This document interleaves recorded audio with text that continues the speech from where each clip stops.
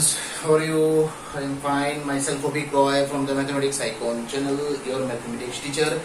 So, how are you? Hope you are all fine, and I think you are enjoying this mathematics classes as well, and you are giving a lot of supports to my channel. And for that, I want to extend my gratitude to each and every one of you. Okay, so thank you very much for supporting my channel, and just keep supporting my channel. Then after some time, just keep supporting my channel so that my channel will be grown up more and more, and the various types of videos, various types of lectures from regarding this mathematics subjects will be provided to you, and which may be very much useful, okay, for facing the different types of exams, board exams, whatever it is, the board exams, it may be the entrance exams also. Okay, so just stay connected with this channel and with me as well, and I'm giving you the assurance that after some time you will see the mathematics subject will be the most interesting subject of your life. Okay, so today we are going to solve the polar form of a complex number. That means the complex number chapter for class 11. Okay, so in the last lecture, as so far I remember that from the complex number chapter, Argand plane concept was discussed. Okay, Argand plane concept was discussed. Okay, so we had given a lot of informations regarding this Argand plane, and according to this John Kim Argand, this complex plane was named as Argand plane and the real plane. Okay, so and we had discussed about the various characteristics and various properties of this Argand plane. Okay, and this amplitude of z, amplitude of any complex number, argument of any complex number. So these concepts were discussed. Okay, for the different quadrant, different argument used to be there, and we had discussed about that, and just we will recall these arguments for the different quadrants, okay, in this lecture also.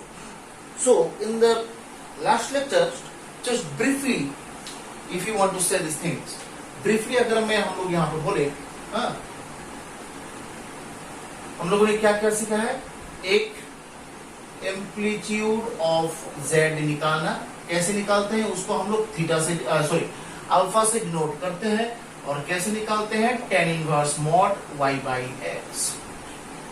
First point, we had got this first point. Second point is argument of z. ठीक है, उसको theta से denote किया जाता है, theta से denote किया जाता है. तो in this part we have this four different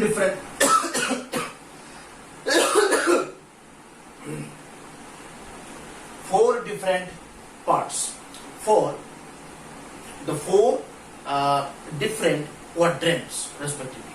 Okay, so for the four different quadrant, different arguments are there. Okay, for the first quadrant में आओ, जब x greater than 0, y greater than 0, okay, then argument of z जो होता है वो amplitude of z के साथ equal होता है. ठीक है, ओके. सेकेंड क्वाड्रेंट में जो होता है x less than 0, y greater than 0, इसमें आर्ग्यूमेंट ऑफ z का वैल्यू कैसे निकाला जाता है? Pi minus amplitude of z. In this part x less than 0, y less than 0, that means I mean to say third quadrant, argument of z equals to minus pi plus amplitude of z.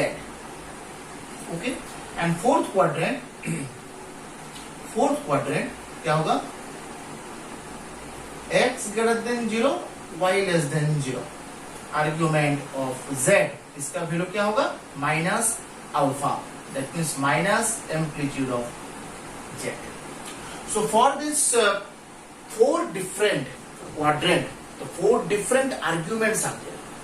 So if you choose an example, That means how can you find the argument of any complex number? Okay, just take an example. Just take an example. Find argument of z equals to z equals to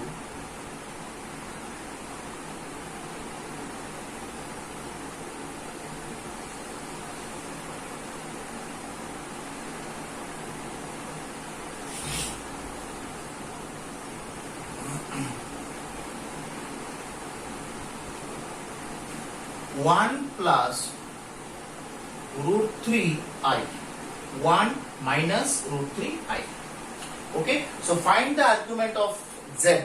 This is a complex number and you will have to find the argument of this complex number. Okay, so this complex number, after getting this complex number, you all know that the standard form, we know that z equals to x plus iy. So this is the standard form of a complex number. So according to the question, z equals to क्या है 1, middle में minus sign है, but according to this general form, the plus sign should be there. That means you need to give this plus sign and this minus root 3, that should be written like that. Okay, so if you compare these two, so x equals to 1, y equals to what? Minus root 3. Okay, here x equals to 1, that means greater than 0. Minus root 3 less than 0. So I think x greater than 0, y less than 0, in which quadrant these two conditions, in which quadrant these two conditions are lying? In the third quadrant. X greater than 0, y less than 0, that means the fourth quadrant case. X greater than 0, y less than 0. This is the fourth quadrant case. Here, before solving this argument, you need to find amplitude of z. So how can you find this amplitude of z? Tan inverse mod y by x. You know the value of y and x? Tan inverse mod minus root 3 by 1. That means tan inverse root 3. It is the amplitude of z. That means alpha. Alpha का value क्या मिल रहा है? tan inverse root 3. ठीक है? अच्छा. tan inverse root 3. So this root 3, so alpha equals to tan inverse, in place of root 3, can I write tan pi by 3, that means tan 60 degree? Tan 60 degree, can I write? And because you are using this mod, so this minus sign will be absorbed, so only root 3 will be there. Okay, so alpha equals to, I think tan inverse and tan will be cancelled, only pi by 3 will be left. So amplitude of z is pi by 3. So here z lies on fourth quadrant, obviously, because x greater than 0, y less than 0. So I think these two case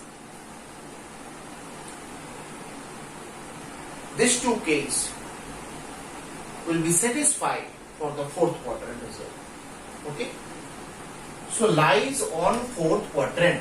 तो अगर fourth quadrant में है, then argument of z क्या होता है? Minus alpha. Fourth quadrant में argument of z minus alpha, and what is the below of alpha? Minus pi by 3. So argument of z is minus pi by 3. That is the final answer. So just like that, you will have to find the argument of z. ठीक है. Okay, so just regarding this concept, amplitude and argument, we will solve some different questions. Then we will move to the polar form of a complex number. Polar form of a complex number. Okay, so we will solve some this argument and amplitude related questions, modulus, this type of questions, and after that polar form हम लोग यहाँ पर करेंगे. Okay, now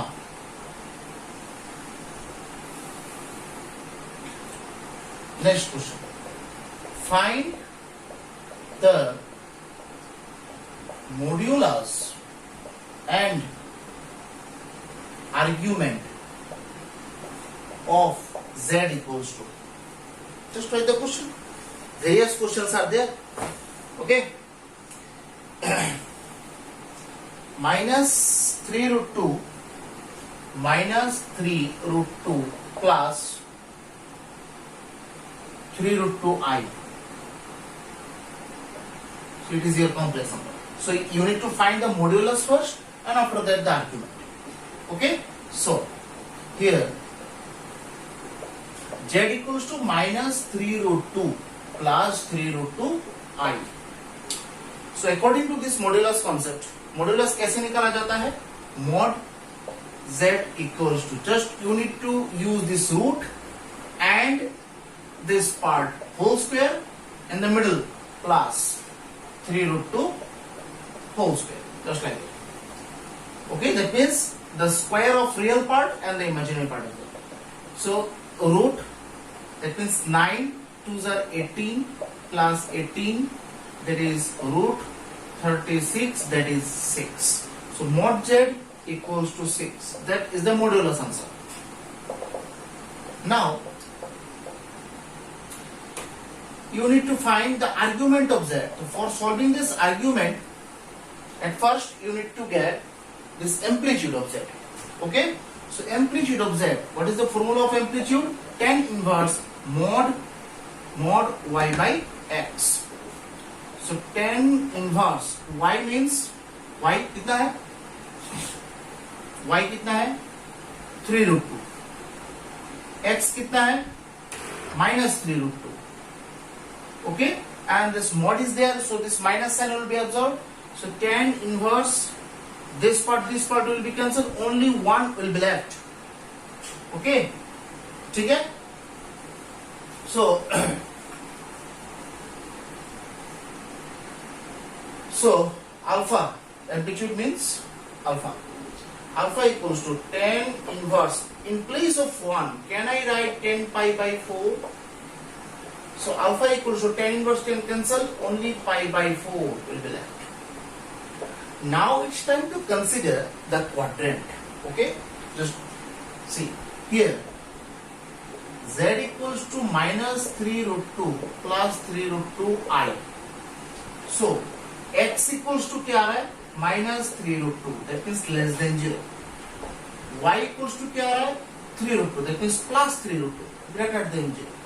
So x less than 0, y greater than 0. ये कौन सा quadrant है? क्या z?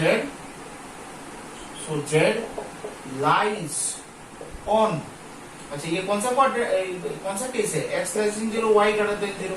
I think it is the second quadrant. Second quadrant का केस है कि नहीं? Z lies on second quadrant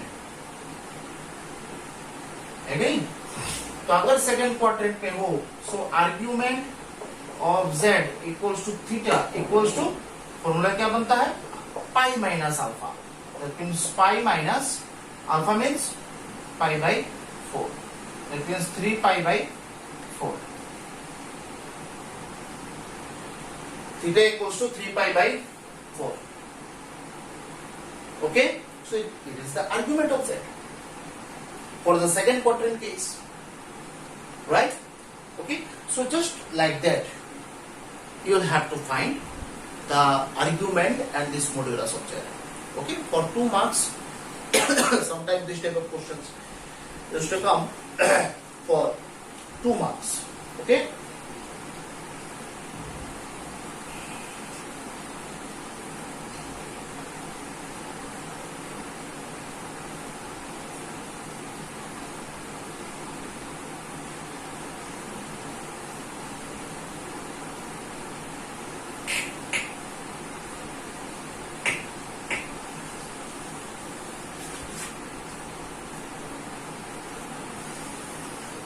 Then after that give the heading polar form of a complex number.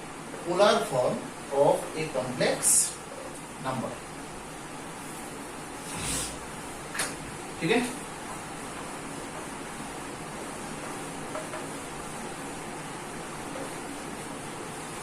Polar form of a complex number.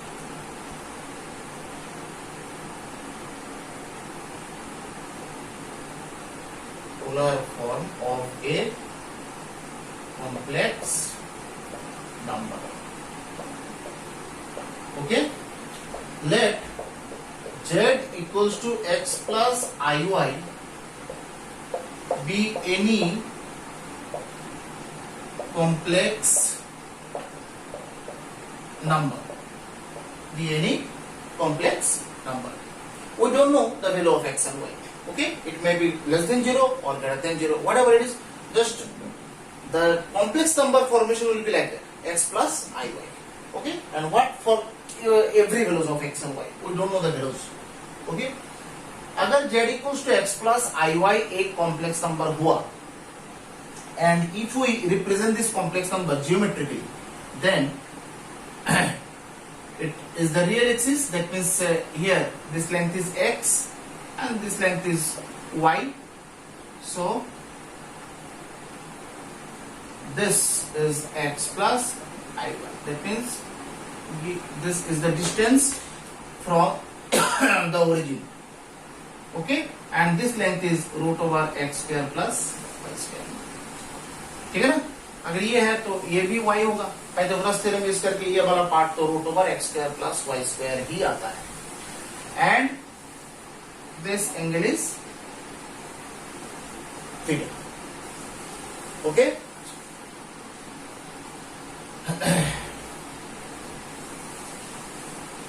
Here cos theta equals to, ये एक right angle triangle है.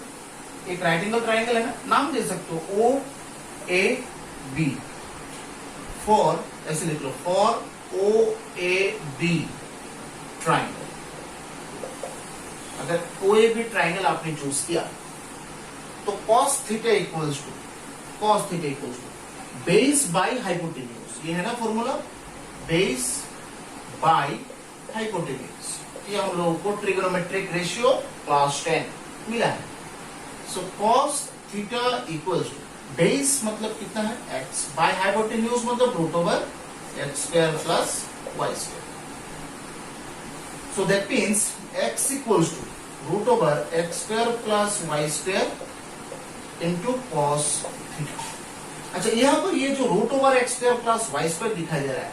अच्छा, यहाँ पर z equals to क्या आ रहा है, side में लिख के रखो, since z equals to x plus iy. ये तो कॉम्प्लेक्स नंबर है, तो मोड z क्या होगा? Mod z root over X square plus Y square है. मोड z का डेफिनेशन देखो. ठीक है. सो दैट मींस इसके जगह में हम लोग मोड z यूज कर सकते हैं, है कि नहीं? मोड z यूज कर सकते हैं. Similarly sin theta equals to height by hypotenuse. That means sin theta मतलब क्या होगा? परपेंडिकुलर by hypo, है कि नहीं? So that means मतलब ये परपेंडिकुलर by hypotenuse. परपेंडिकुलर कितना है? y by same x square plus y square. So y equals to वही mod z sin theta आएगा. मोड z क्या आएगा? साइन थीटा आएगा, है नहीं? इसको इक्वेशन नंबर 1 देकर रखो. ओके.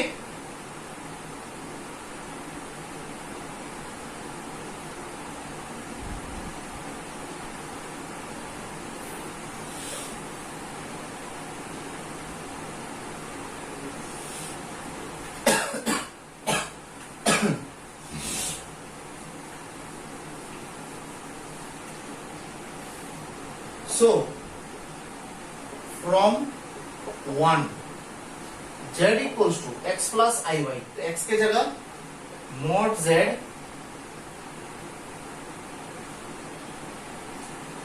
cos थीटा प्लस आई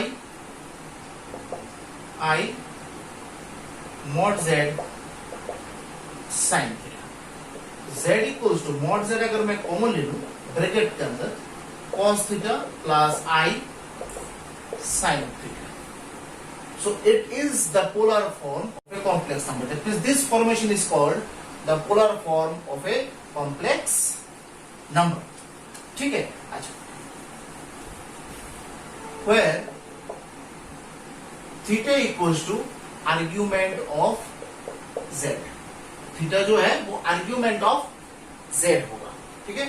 और mod z को r भी लिखा जाता है या फिर आप mod z ही रखिए, ऐसा कुछ नहीं है, mod z को रख सकते हैं आप। mod z को जरा r लिखा जाता है, तो there is z equals to r bracket cos theta की जगह आर्ग्यूमेंट ऑफ z, मतलब ऐसे याद रहेगा i sin argument of z। अब आर्ग्यूमेंट कैसे निकालते हैं कुछ देर पहले हम लोगों ने सीखा है, ठीक है? तो ये है polar form of a complex number.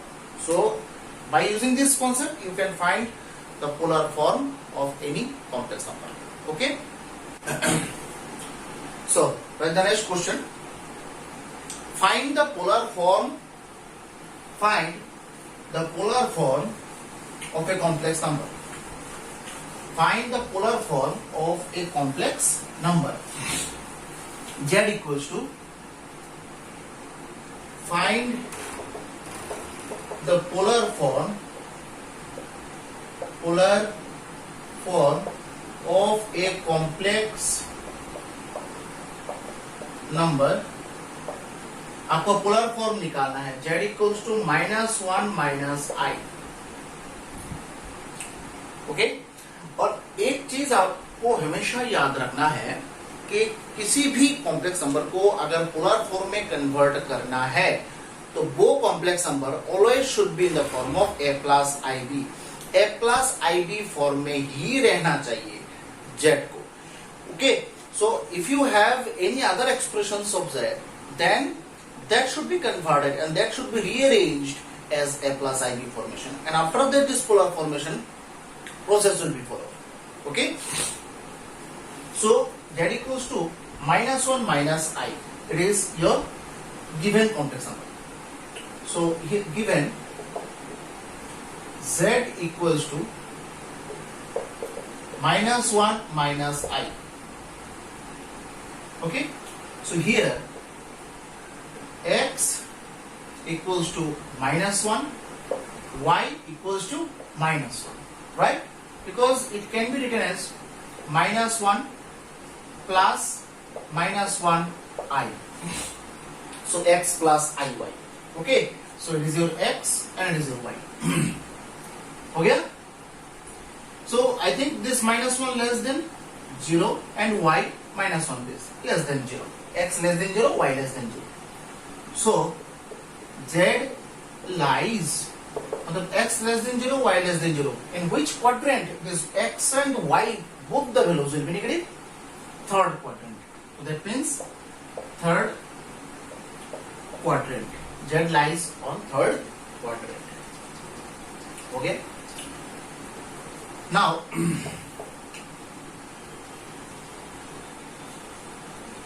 argument of z निकालना है, तो on third quadrant how can you find the argument? -pi plus amplitude of z. Do you remember that? -pi plus amplitude of z. Amplitude of z means alpha. -pi plus alpha. Again so -pi plus amplitude of z, that means tan inverse mod y by x. Directly हम लोग solve कर लेंगे. -pi plus tan inverse, अच्छा y by x, y कितना है? -1 by -1. So that means -pi plus tan inverse 1. That means -pi plus tan inverse. In place of 1, we can write tan pi by 4. Tan inverse tan cancel. minus pi plus pi by 4. Okay, so that means minus 3 pi by 4. So argument of z is minus 3 pi by 4. Argument of z equals to minus 3 pi by 4. Now अच्छा argument निकल गया. अब mod z equals to root over x square plus y square. x कितना है? minus 1, that means minus 1 whole square plus y square, that means minus 1 whole square. That means mod z equals to 1 plus 1, that is root 2. That is the mod z value. That means r equals to root 2. Okay, so argument, you have got the argument. Modulus, you have got the modulus. Now the polar formation is, so the polar form of this given complex number. So the polar form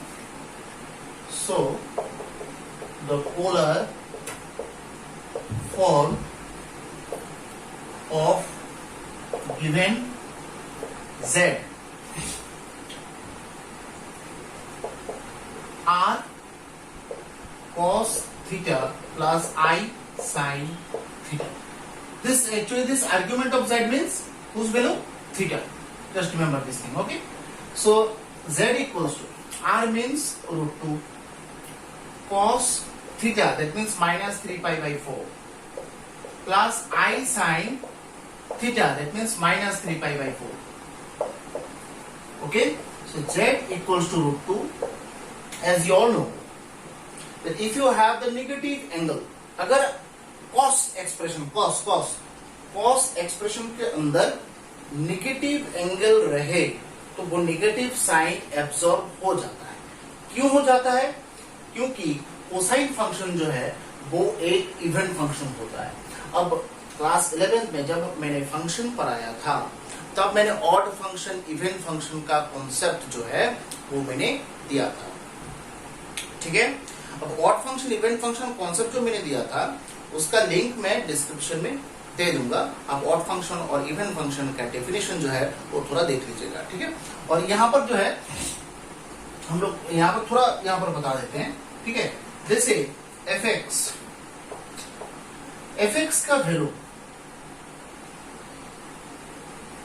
जैसे f of minus x, इसका value अगर minus of f x के साथ equal हुआ तो ये odd function होता है. ऑड एग्जाम्पल अगर लो, जैसे एफ एक्स आपको क्या दिया गया, सपोज एक्स. ठीक है, सो एफ ऑफ माइनस एक्स क्या होगा? माइनस एक्स होगा. तो इस एक्स के जगह में क्या लिख सकते हैं? माइनस ऑफ एफ एक्स है ना. एक्स को मैंने एफ एक्स दिया था ना. सो अगर मैं एक्स के जगह माइनस एक्स रिप्लेस करूं, जो आंसर आ रहा है माइनस एक्स आ रहा है, तो दैट मीन्स एक्स की जगह अगर मैं एफ एक्स पुट करूं तो ये स्ट्रक्चर बन रहा है ना, f of minus x equals to minus of f x. तो ये कौन सा फंक्शन है? ऑड फंक्शन का कंडीशन है. ठीक है, और इवन फंक्शन जैसे suppose f of minus x और एफ ऑफ एक्स दोनों सेम होगा तब जाके इवन फंक्शन होता है. ये इवन होता है. ठीक है, कैसे? एक एग्जांपल दो. Suppose f of x equals to x square. So f of minus x, अगर मैं एक्स के जगह माइनस एक्स पुट करूं तो एक्स के जगह माइनस एक्स पुट करना है होल स्क्वायर का ही. आंसर क्या है? एक्स स्क्वायर ही आ रहा है, जो किसके साथ इक्वल है? एफ एक्स के साथ इक्वल है. तो that means F of minus x जो है एफ ऑफ एक्स का वैल्यू सेम ही है. In that case this type of function is called even function. Okay, ठीक है. तो ऐसे ही कॉस फंक्शन एक इवन फंक्शन है जिसमें माइनस साइन का कोई भी वैल्यू यहाँ पर नहीं होगा. आपको वैल्यू नहीं देना है, जस्ट माइनस साइन को एब्सॉर्ब कर दो. ठीक है, और यहाँ पर ये जो माइनस साइन है हम लोग जानते हैं साइन फंक्शन जो है वो ऑड फंक्शन होता है, और इसलिए साइन जैसे माइनस थीटा आपने जूनियर क्लास में सीखा होगा. ये माइनस साइन थीटा, ये माइनस जो है बाहर आ जाता है, माइनस साइन थीटा, क्योंकि साइन फंक्शन एक ऑड फंक्शन होता है इसलिए माइनस साइन बाहर आ जाता है. मतलब ऐसे ऑड फंक्शन कब होता है? जब f of minus x equals to minus of f x होता है, मतलब ये माइनस साइन बाहर आ जाएगा, तो आ गया ना बाहर। तो इसलिए ये जो कंडीशन साइन फंक्शन जो है वो सेटिस्फाई करता है, इसलिए साइन फंक्शन को ऑड फंक्शन बोला जाता है। तो साइन माइनस साइन को बाहर निकल दो, i sine 3π/4। Now you can find this 3π/4 values. You express this 3π/4। आप 3π/4 को कैसे लिख सकते हैं? वहां पर जो है क्लास 10 का कॉन्सेप्ट थोड़ा यहाँ पर यूज होगा। क्लास 10 का ट्रिग्नोमेट्रिक कॉन्सेप्ट, ये जो कॉम्प्लीमेंट्री सप्लीमेंट्री एंगल्स का फॉर्मेशन है ना, जैसे cos 90 minus theta, cos 90 plus theta, cos 180 minus theta, cos 180 plus theta, ये सब कॉन्सेप्ट थोड़ा यहाँ पर निकालना पड़ेगा। ठीक है, तो थोड़ा यहाँ पर मैं डिस्कस करके दे देता हूँ। ठीक है, तो ये राफ वर्क करो। ठीक है, जैसे सपोज ये एक एएसटीसी रूल आप लोगों को शायद मिला होगा। तो यहां से लेके यहां तक 180 डिग्री, फिर ये यहां तक आओगे 90, यहां से यहां तक आओगे 360। ठीक है, तो यहां पर ऑल पॉजिटिव होता है, यहां पर साइन और कोसेक पॉजिटिव होता है, बाकी सब नेगेटिव होता है। इधर में टेन और कॉट पॉजिटिव होता है, और इसमें कॉस और सेक पॉजिटिव होता है, बाकी सब नेगेटिव। इसलिए इसको बोला जाता है क्या rule? S for sine, T for tan, C means cos, ASTC rule. Okay, ASTC rule, मतलब आपको ऐसा कोई रूल नहीं है, आपको याद रखने के लिए इसको बोला जाता है ASTC। ASTC मतलब ये, तो देखो यहां पर जैसे 3π/4 cos 3π/4, उसको अगर मैं तोड़ू, अब तोड़ने के टाइम याद रखना है, तोड़ने के टाइम याद रखो। ठीक है, या तो आपको 90 डिग्री का फॉर्मेशन यूज करना है, 90 डिग्री का फॉर्मेशन यूज करना है। ठीक है, या फिर 180 डिग्री का फॉर्मेशन यूज करना है। कैसे? देखो, अच्छा 90 डिग्री मतलब इसको π/2 और 180 मतलब पाई लिखा जाता है। ठीक है, याद रखिएगा। तो 3π/4 देखो, तो 3π/4 को तोड़ के पाई प्लस π/4 लिख सकते हैं, सॉरी पाई माइनस π/4 लिख सकते हैं। 3π/4 है ना, तो पाई माइनस π/4। अच्छा, पाई मतलब कितना है? 180 डिग्री। शुरू कहां से करेंगे? ऑब्वियसली यहां से शुरू होंगे, यहां से स्टार्टिंग पॉइंट है। अच्छा, तो ए आपको कितना डिग्री आना है? पहले पाई 180 डिग्री, आओ 180 डिग्री यहां तक, फिर माइनस π/4। माइनस मीन्स मुझे क्या बैक करना है या फिर सामने जाना है? ऑब्वियसली बैक ही करना है। अच्छा, बैक करेंगे तो कौन सा क्वाड्रेंट मिल रहा है तुम्हें? सेकंड क्वाड्रेंट मिल रहा है। अब सेकंड क्वाड्रेंट में कौन सा पॉजिटिव होता है? साइन और कोसेक पॉजिटिव होता है, कॉस नेगेटिव होता है यहाँ पर सेकंड क्वाड्रेंट में। सो आपको आंख बंद करके पहले नेगेटिव साइन देना है, क्योंकि सेकंड क्वाड्रेंट में कॉस नेगेटिव होता है। फिर उसके बाद बाकी एंगल क्या है? π/4। दैट मींस अच्छा यहाँ पर अच्छा आपको नेगेटिव, ठीक है। अच्छा, फिर उसके बाद ये जो पाई आपको दिखाई दे रहा है, पाई मतलब ये 90 का इवन मल्टीपल है 180। 180 कब मिलता है आपको? 90 इंटू 2, तो इवन नंबर है। सो दैट मीन्स 90 के साथ कभी भी इवन मल्टीपल अगर रहे तो ट्रिग्नोमेट्रिक फंक्शन जो भी रहेगा क्वेश्चन में वो चेंज नहीं होगा। कैसे? सपोज यहाँ पर 180 डिग्री, 90 के साथ कितना मल्टीप्लाई करके 180 मिलता है आपको? आपको 2 मल्टीप्लाई करना है, 90 into 2, 2 is even number. So that means the even multiple of 90। तो अगर आपको इवन मल्टीपल ऑफ 90 मिले तो जो भी ट्रिग्नोमेट्रिक फंक्शन जो है ऑलरेडी आपके पास है वो ही घूम फिर के आएगा। यहाँ पर कोसाइन है तो आपको कॉस ही लिखना है, ठीक है। और π/4 ये तो एंगल है, जस्ट रूट, ठीक है। So minus cos pi that means 1/2। ऐसे ही निकालना है। दैट मीन्स यहाँ पर ये साइन होगा, यहाँ पर साइन है, ठीक है। तो यहाँ पर sine pi by pi minus है कि नहीं। अच्छा, तो पाई माइनस सेकंड क्वाड्रेंट में तो साइन पॉजिटिव होता है, पॉजिटिव होता है ना साइन, तो पॉजिटिव साइन ही देना है। और पाई है, दैट मीन्स साइन तो साइन ही रहेगा।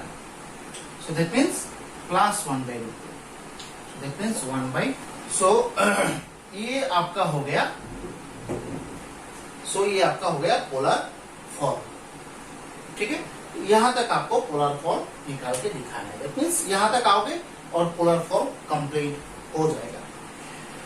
ओके, ठीक है। Then find the polar form of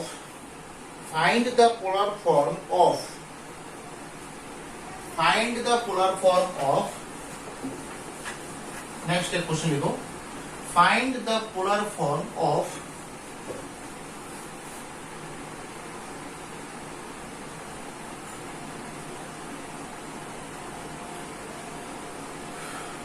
find the polar form of इसका 2 plus 6√3i divided by 5 plus √3i, 5 plus √3i z equals to। सो यहां पर ये जो z दिया हुआ है ये तो a plus i b form में नहीं है कि नहीं। तो मैंने बोला था जब भी आपको पोलर फॉर्म निकालना है सबसे पहले जो कॉम्प्लेक्स नंबर है उसको a plus i b form में कन्वर्ट करना है फर्स्ट, फिर उसके बाद आपको सामने प्रोसीड करना है। तो a plus i b form में कन्वर्ट करना हम लोगों ने पहले सीखा है। कैसे करते हैं, मैंने बोला था कि डिनोमिनेटर पार्ट में अगर कोई भी ऐसा एक्सप्रेशन रहे तो सबसे पहले आपको क्या करना है, conjugate multiplication करना है। So that means given 2 plus 6√3i और इधर 5 plus 2√3i z equals to, तो आपको किससे मल्टीप्लाई करना है, conjugate। किसका conjugate, डिनोमिनेटर का conjugate। तो डिनोमिनेटर conjugate ऐसा होगा, देखो।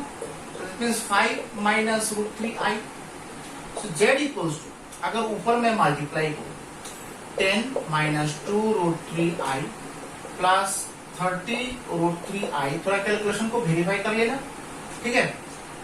माइनस 18, क्योंकि मेरा कैलकुलेशन मिस्टेक हो जाता है क्योंकि सामने सामने इतना दिखाई नहीं देता, फरवरी में हो जाता है प्लस की जगह माइनस, तो थोड़ा वेरीफाई कर लेना उसको। तो 5 स्क्वायर माइनस √3 होल स्क्वायर, ठीक है। सो z इक्वल्स टू, ठीक है ना, यहाँ पर √3 इंटू √3 3 होता है, 6 तो पहले से ही है, तो दैट मीन्स 6 इंटू 3 18 और इधर i इंटू आई स्क्वायर, ठीक है ना। तो दैट मीन्स 10 माइनस ये दोनों अगर मैं एक ही टर्म है ना तो यहां पर होगा प्लस 28√3i। ये आई स्क्वायर मतलब क्या होता है, -1, सामने से पहले से -1 है, दैट मीन्स 18 और इधर 25 माइनस 3i स्क्वायर, तो z इक्वल्स टू इधर 28 प्लस 28√3i डिवाइड बाई 25, ये i स्क्वायर मतलब क्या है, -1, तो ये माइनस और ये माइनस होकर प्लस 3, ऊपर जो है 28 कॉमन आता है, 1 plus √3i divided by 28 cancel. So आपको z क्या मिल रहा है, okay. So z equals to 1 plus √3i। देखो कितना सुंदर फॉर्मेशन आ गया, ओके। सो आप शुरू करो, here x equals to 1, that means greater than 0, y equals to √3, that means ये भी ग्रेटर देन 0। सो कहां पर लाई करेगा, z lies on obviously first quadrant. So argument मतलब theta equals to argument of z equals to first quadrant में क्या होता है, अल्फा होता है, दैट मीन्स किसके साथ इक्वल, एम्पलीट्यूड ऑफ z के साथ इक्वल। फर्स्ट क्वाड्रेंट में ऐसा कुछ प्रॉब्लम नहीं है। So that means tan inverse y by x, so that means tan inverse y by x, that means root 3 by 1, that means 10 inverse 10 root 3 तो है ना, तो that means 10 pi by 3, so that means pi by 3 आ रहा है theta का answer, that means argument का answer यहाँ पर आ रहा है pi by 3, क्योंकि ये फर्स्ट क्वाड्रेंट का केस है।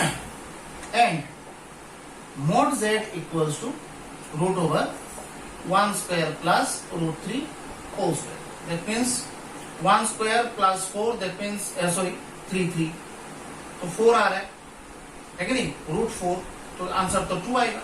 सो mod z का आंसर कितना आ रहा है 2, mod z का आंसर कितना है 2। Okay, so just you have to plot the values of mod z and theta on the polar formation of the complex number. So the polar form, just give the statement. So the polar form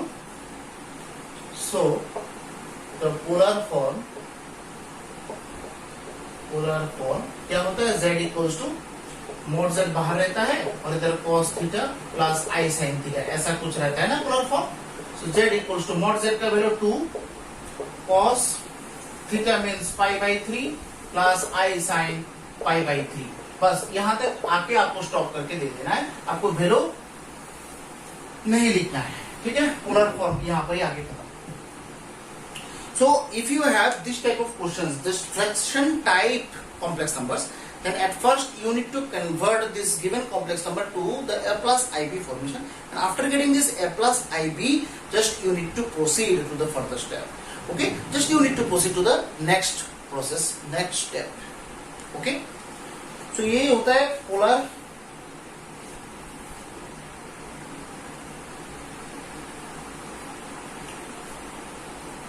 formations का questions. Okay,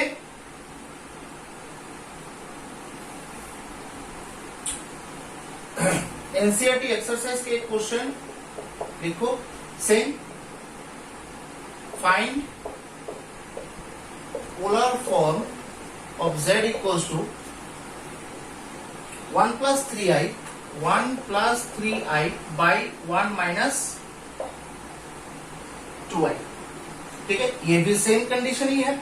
सबसे पहले तो आपको ये structure में लाना है 1 plus 3i by 1 minus 2i, that means z equals to 1 plus 3i conjugate multiply करना है, किसका कॉन्जुगेट, डिनोमिनेटर का कॉन्जुगेट। तो डिनोमिनेटर का कॉन्जुगेट क्या होगा 1 plus 2i होगा।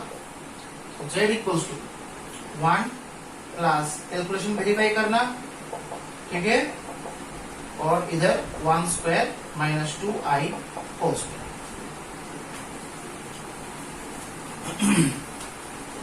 ठीक है, तो z equals to 1 plus 5i, और i स्क्वायर तो मतलब यहाँ पर -1 है, तो दैट मीन्स ये -6 हो जाएगा बाई 1 फिर -4i square. z equals to -5 plus 5i divided by 5, क्योंकि i स्क्वायर क्या होता है -1 होता है, तो minus minus plus 1 plus 4 5। So z equals to minus, एक काम करते हैं 5 कॉमन ले लेते हैं, दैट मीन्स -1 प्लस i, और नीचे भी 5 है, 5 cancel, z equals to -1 plus i। Here x equals to -1, that means less than 0, y equals to 1, that means greater than 0। तो आप बोलोगे सर आपको कैसे पता चला y यहाँ पर 1 है? अरे i के साथ कोफिशिएंट कुछ नहीं है, that means 1 है ना। So z lies on, अच्छा कौन सा क्वाड्रेंट होगा, x का value less than 0, y greater than 0, second quadrant है कि नहीं। So argument of z equals to, मतलब थीटा इक्वल्स टू क्या होता है pi minus alpha. So pi minus alpha means क्या होता है tan inverse y by x. So pi minus tan inverse, अच्छा y बाई एक्स मतलब क्या होता है, y कितना है यहाँ पर 1 बाई -1। अच्छा बोलिए बात एक ही है, tan इनवर्स 1 है कि नहीं, तो 1 को तो हम लोग यहाँ पर क्या लिख सकते हैं, पाई माइनस क्या लिख सकते हैं,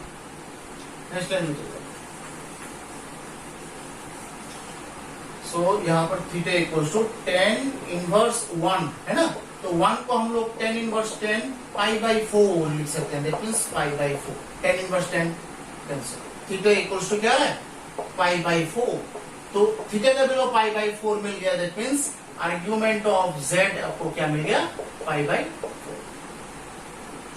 ठीक है। Then mod z equals to, formula क्या होता है, x square plus Y square, so x है यहाँ पर -1 होल स्क्वायर और इधर 1 स्क्वायर, दैट मींस 2 ही आएगा, z equals to mod z equals to 2 ही आएगा, सो पोलर फॉर्म क्या होगा, z equals to √2 cos theta plus i sin theta, तो ये होता है आपका complex number, polar form of a complex number, okay. और ये सब क्वेश्चंस ही आपको मिलेगा बोर्ड लेवल में, ज्यादातर क्वेश्चंस जो है ये पोलर फॉर्म का क्वेश्चन जो है बहुत आता है, ठीक है, ये पोलर फॉर्म का क्वेश्चंस जो है बहुत आता है, तो दैट मीन्स आपको एनसीईआरटी बुक खोलना है, ठीक है, तो एनसीईआरटी का एक्सरसाइज पोलर फॉर्म का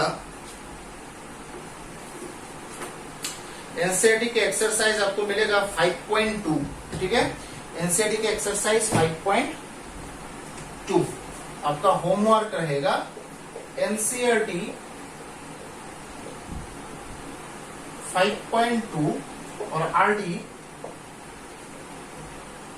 13.4, तो मैंने ये क्वेश्चंस जो है, ज्यादातर क्वेश्चंस जो है वो हो गया है, ठीक है, आपको थोड़ा खुद से प्रैक्टिस करना है, ठीक है, करके अगर कोई भी डाउट आए तो आपको मुझे पूछना है और मैं ये सब क्वेश्चंस सॉल्व कर दूंगा, ठीक है,